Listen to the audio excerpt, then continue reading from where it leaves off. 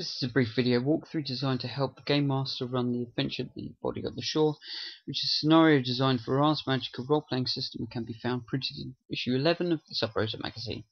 My name is Ed Kendrick, I wrote The Body on the Shore, and I hope this adventure helps you to run the adventure smoothly and get the most out of the material provided within that said adventure.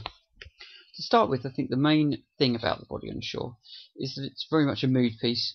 It's dark and broody and sad, and I think if you can bring that atmosphere to your players, then it's kind of half the battle won. The who done it aspect isn't meant to confound and twist, because I can't see you getting more than 2 sessions out of the scenario in its current structure, and so you don't want to be guessing for weeks who the killer is. We want to get on with it, finding out who it is and why, and then catching him. Saying that we don't want to reveal the identity of the killer till after the battle at the cliff and a good poke about in the village for information.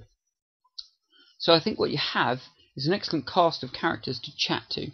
Some obviously are not going to want to interact with the players, and some are only too willing to. I hope the players enjoy squeezing the information and gossip needed out of the people in the village, and I would say that I think sticking to the 3 classifications of villager will aid you in the task of making these rounds of questions fun. The happy to talkers are just that. They should be welcoming and exciting, and perhaps some even flirty. The Magi are kind of, and their companions are from somewhere completely different, and they're interesting. Probably less interesting than that thing that's happened in the bar. So, bar obviously the murders, which I wouldn't classify as interesting, it's more horrifying. The yet to be convinced group needs some help, so make that process a harder one. Answer questions with questions every now and then. Insist they continue working while talking. Make it clear that they're not giving them perhaps the 100% attention that the grogs and the wizards are maybe used to, especially when dealing with these people. It makes them work a bit harder. The no wish to minglers are the tough bunch of grunters, really. Given the circumstances, there are ways into these people's information, but you have to make those roads very hard to travel. These people are going to argue with them, tell them to go away, sneer, ignore, dismiss, and moan at them. They're either unpleasant or in pain, and they're not social creatures. Hopefully this distinction should give the players the feel of a small community with its groups and its prejudices all in full swing. I would quickly add a few notes to some of the major characters here.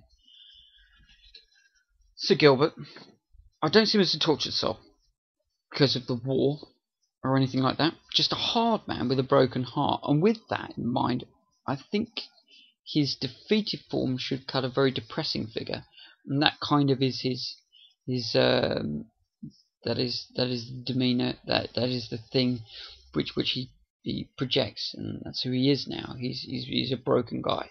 So yeah, setting over that feel to him, certainly a dark feel, will make the character run.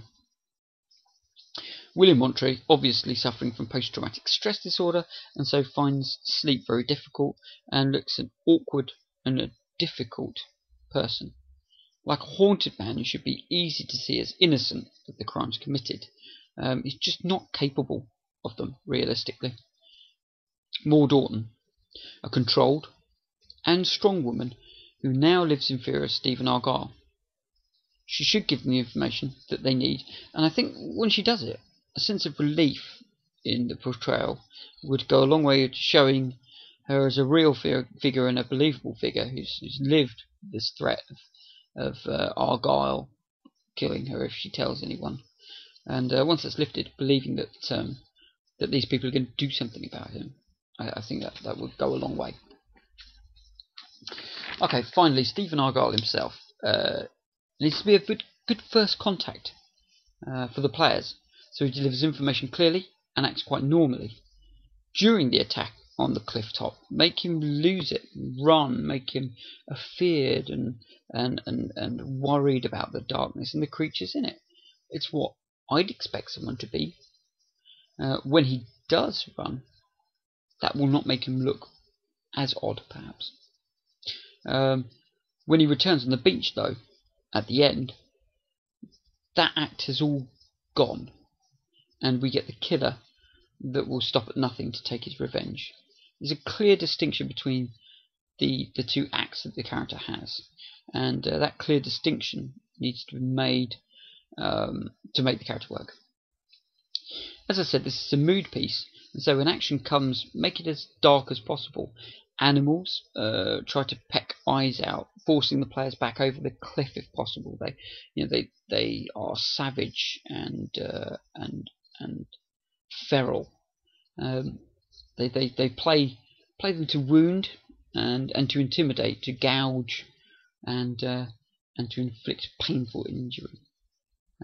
Show them, the players, that is, that you mean business, really, and that this is dangerous. Maybe a chicken, but it's a chicken that's going to peck your eyeballs out, which is not good. In the final battle on the beach, I do suggest dragging some of the NPCs, if not players, into the sea. It's a scary, terrible feeling knowing someone else is being drowned, and with the fairy powers in place, it makes death by that means much more of a possibility than in the standard rules.